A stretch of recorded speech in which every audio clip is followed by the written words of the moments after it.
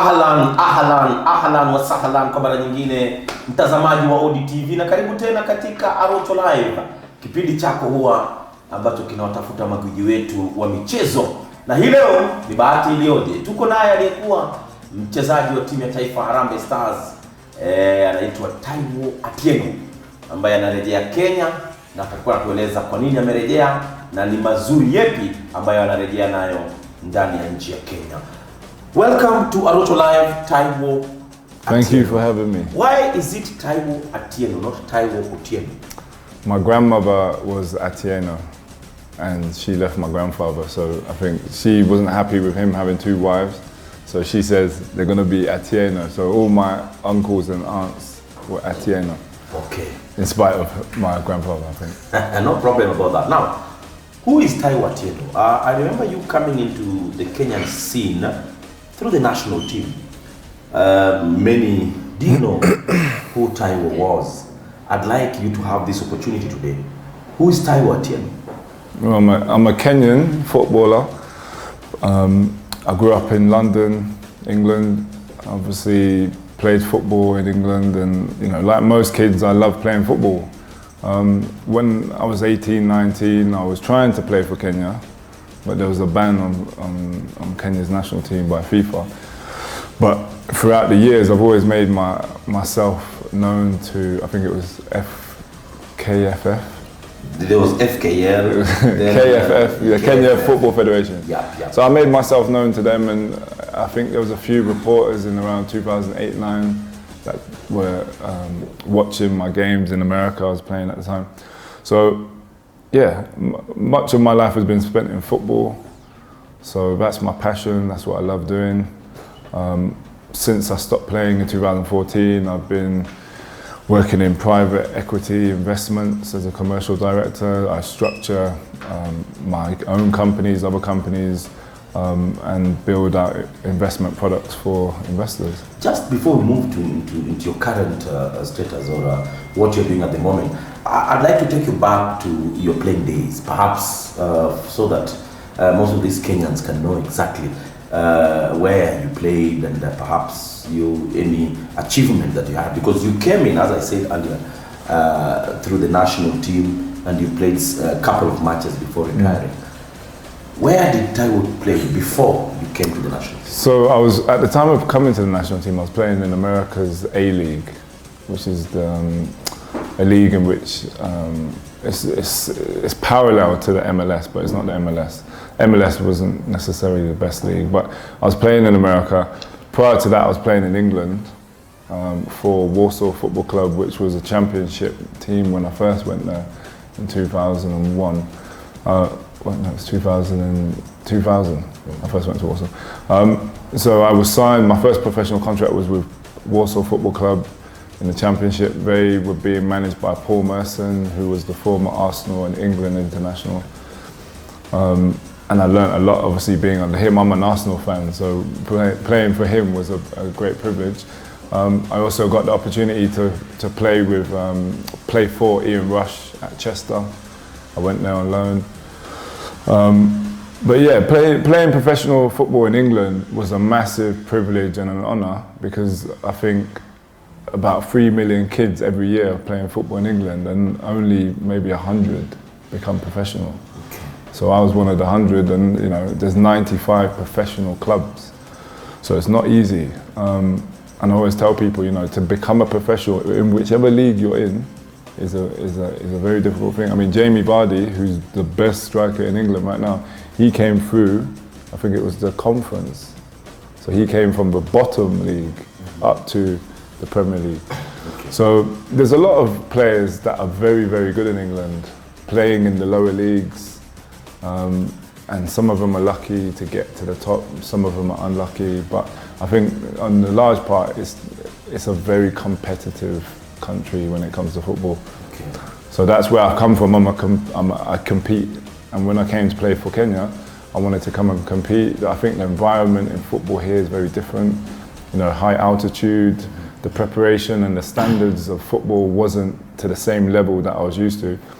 But at the same time, I think that's where the opportunity sits. And that's what I'm about, really, is to come in here and sharing that knowledge and wisdom and experience that I got from England and bringing it here to Kenya so we can try and emulate something similar. Okay, someone might wonder how, I'm sure most of the fans are wondering why perhaps you didn't play for England. You're born there. Why did you decide Kenya? Because most of players from Africa decide to play in Europe for the European national teams, wherever they were born. How come Taiwo decided to play for Kenya? When I was under 13s, 14s, I got to play for England schoolboys. To play for England's national team, you know, I'm born the same year as Wayne Rooney. And I can tell you now, him at 16 was head and shoulders above everybody else. So I think people should understand that to play for England, you have to be very, very, very, very good. Not just good, you've got to be exceptional and consistently good. So what you're telling us is that... I wasn't good enough, that's the facts of the matter. To play for England, you must be honest with yourself. And in fact, because at that particular moment, your main challenger was Wayne Rooney, because you're saying your agents in one way or the other. Essentially, I would have had to have been competing for Wayne Rooney's spot or Michael Owen. And I think anyone who loves football has to be honest about the levels, you know what I mean? And when I was growing up and my football education, we were always told, critique yourself. Are you good enough? Are you here? Where are you sitting in the pecking order? So you always evaluate yourself honestly. You can't be like this player that thinks, I should be in the Premier League. You know what I mean? No, you must earn that, you know, you must perform every day in training and then it matches. And I'll be honest with you, you know, I lost my mum at 15, I was an orphan. It was very difficult for me to be consistently good. And I'll be the first to admit that. It was very difficult. I was very good as a young boy, but I think as I got older, my game got more structured into being a target man and I was a battering ram for teams. But I wasn't Wayne Rooney good, you know what I mean? And I think there's nothing wrong with that. I still played professionally and I enjoyed my career. But if someone asked me why I didn't play for England, I would tell them I wasn't good enough. To play for England. Just before we take a break, and perhaps talk about your current mission back into Kenya. How can you rate, how can you compare the infrastructure? Because basically Africa, the main challenge here is our infrastructure. How can you compare the youth infrastructure in the UK, for example, to what we are having in the country? Yeah, I mean, that was the first thing I noticed when I came in 2009, was that the infrastructure around football was non-existent in some parts of the country. Obviously here in Nairobi, we've got Kasarani and Nyayo Stadium, and obviously Kasarani has practice fields and other things, but the standard of the pitches, the standard of, I guess, the preparation for training, the standard, much of everything around football in this country needs improving. So even sports rehab and injury treatment is a big part of football in England. We've got sports law, we've got sports psychology, sports nutrition. These things are what create the environment for top football players to go on and be the best they can be. We don't have that environment here. So for me, the way you build that environment, you've got to build it around the clubs. So the football clubs have to create the environment with their training facilities, their stadiums, and then that's how you get young people into football. And that's really where we need to begin. Okay, just hold that thought. We'll take a short break. Mtazamaji, tuko naye Taiwo Atieno, alikuwa mchezaji wa timu ya Taifa Harambee Stars. Amezuru bara Ulaya, amekuwa mpaka kule Amerika. Tuzame tukizuka, nataka tupige gumzo kuhusu safari yake ya kurejea Kenya. Na vile vile alivyochezea timu ya Taifa Harambee Stars, mambo yalikuwa vipi? Tunazama, tukizuka. Tuko naye Taiwo Atieno, usikae mbali.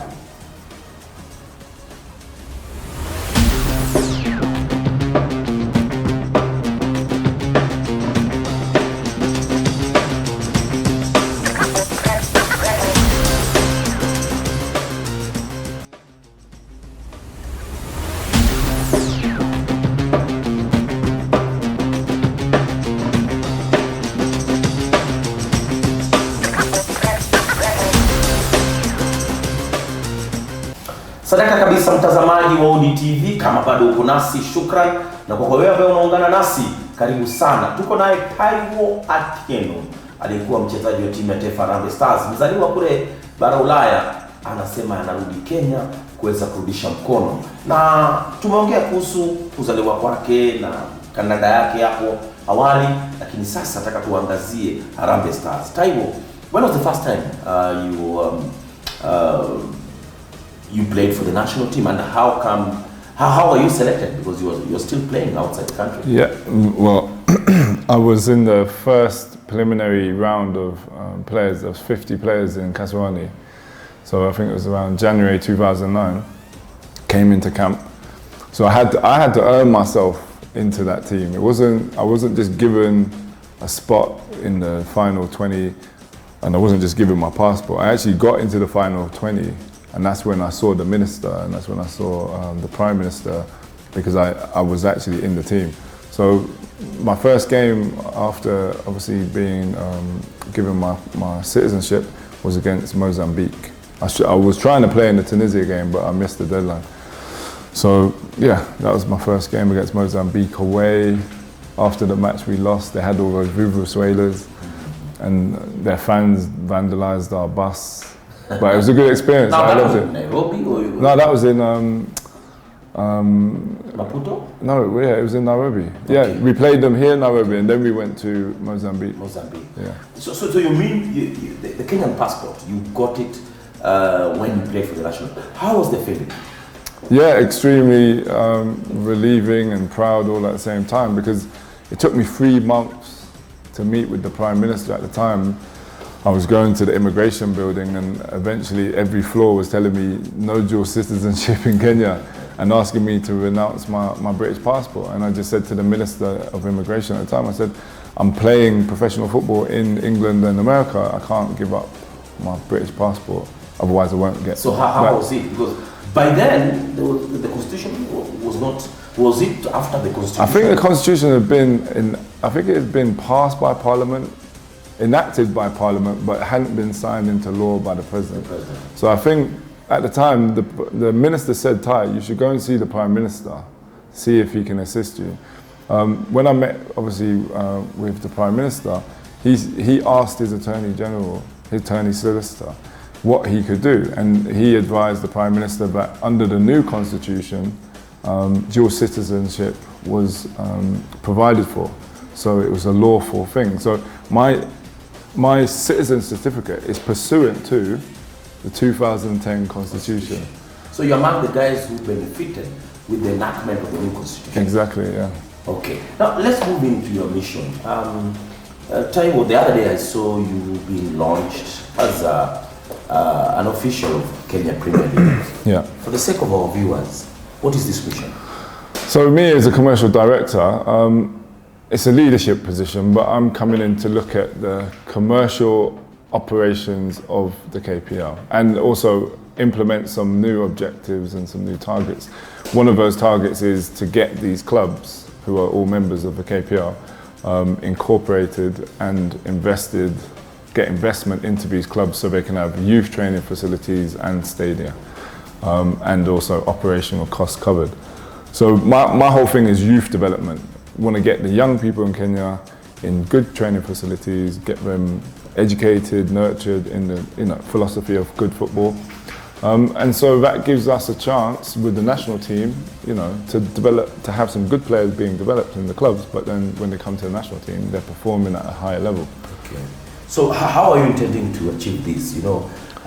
This is a country where there's a lot of bureaucracy. Yeah. How are you intending to achieve what you have in mind? Yeah, so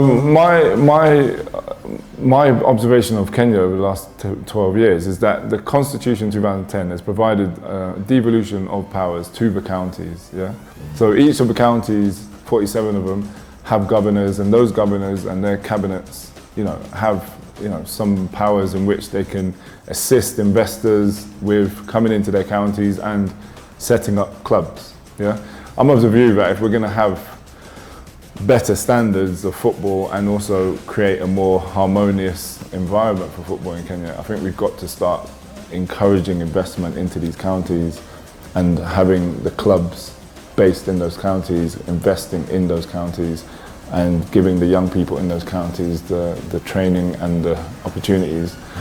through these facilities. So for me, as a Kenyan, we will be looking to get existing clubs and new clubs into each county, and then invest in land to be training facilities and stadiums.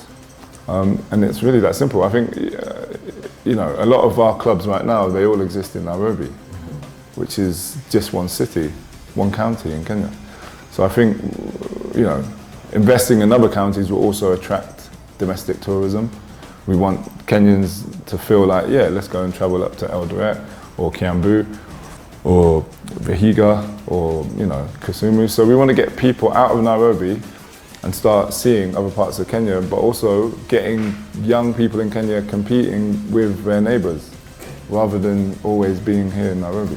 What about the capacity building? Because most of these clubs, I think you can correct me if I'm wrong, most of these clubs in Kenya, if you ask me, is the capacity to handle perhaps what you're talking about? Because when you bring in ideas, and yet the officials within the clubs, they don't have the capacity of even comprehending what you're saying. Are you looking at the capacity building of yeah, of course. I mean, look, I'm a product of skills-based education. I didn't go to university. Much of everything I learned was from my accountant and my lawyer, and obviously just doing it. But anyone who wants to get what I call the corporate governance side of football, if they want to learn it, I'm here to assist with that. You know, and I think most Kenyans want to see a better game, you know, and be a part of a better game. What I'm bringing to the table is a professional structure in which anybody who's in existing clubs, if they want to be professionalized, we can assist them with that step. If it's a new club, then we will make sure that whoever's the directors and the board is packed with non-executives and executive directors, so that the clubs are getting the best possible professionalism from their board. Also, we want to work with you know, the top 4 accountants, make sure that the monies that these clubs are generating or being or receiving as investment is going to the right sources. And also we need lawyers, sports lawyers, to represent the clubs and be divested from, you know, other interests and from the directors. So these structures protect the football club, and that's what we need to implement here. Last but not least, this is a question that I must ask you, as someone who has seen how football is handled elsewhere. What is your take with the Football Kenya Federation at the moment? There's some sort of, if you ask me, fiasco day in, day out. I think the integrity of the game has obviously come into disrepute, and I think the sports ministry is trying to protect the integrity of the game by getting transparency and some accountability. You know, I think people shouldn't worry about FIFA, because FIFA is subject to, you know, the court of arbitration for sport. Those are, the court is the procedure to decide whether, if Kenya is banned, has been lawfully banned. And I think there's justification. You know, the ministry is not just coming out and interfering with football. They're saying there's been a breach of trust and a breach of power, and there should be accountability. I don't think it's the wrong decision to take. And I think Kenyans should support the government in that pursuit of accountability, and to restore the integrity of the game. Okay. Thank you very much, Taiwo, for visiting our studios. And once again, thank you for what you're doing to Kenyan soccer. And I believe that this will go a long way to encourage and even get us more stars, more Taiwos in the future. More Dennis Oliech's, more Marigas, and more Victor Wanyamas. Mentioning Dennis and Mariga, who was your best striking partner? I love playing with Dennis because me and him complement each other. Obviously, I'm tall, I'm strong. I would be able to get him into positions where he would have probably an easier strike on goal. Mariga was an exceptional player. Victor was a very, very good player. So I think, you know, we've had very good players in the last 20 years. My biggest concern is that we don't see any more of them. And it's not because the talent's not there, It's because no one has invested into the nurturing and developing and educating of those players. And I always say, you know, and I think, you know, I'll touch on what was said a couple of weeks ago. If you have in the national team a manager that is there for, let's say, like Gareth Southgate, 5-6 years, yeah, their job is to instill a football philosophy into the under 10s, the under 11s, the under 12s, national teams, and sometimes, you know, give guidance to the clubs to implement a football philosophy. So if you change the manager every single year, how can you ever have a football philosophy that can bring through talent? You know, talent just doesn't grow on trees. You've actually got to nurture it and develop it and train it. So I think in Kenya we've suffered from a lack of consistency with the managers we've had, the football philosophy that we've not been able to acquire, and that's hurt us a lot. Thank you very much, Taiwo, and all the best. Thank you. In what you plan. Na mtazamaji amekuwa ni Taiwo Atieno, anakuambia sio kwamba hatuna talanta hapa Kenya. Talanta ipo, lazima talanta ile tukaikuza. Shukrani kwa kuweza kuitizama Arocho Live, na natumai umejienjoy. Hadi wiki inayokuja, zidi kutizama. Asante.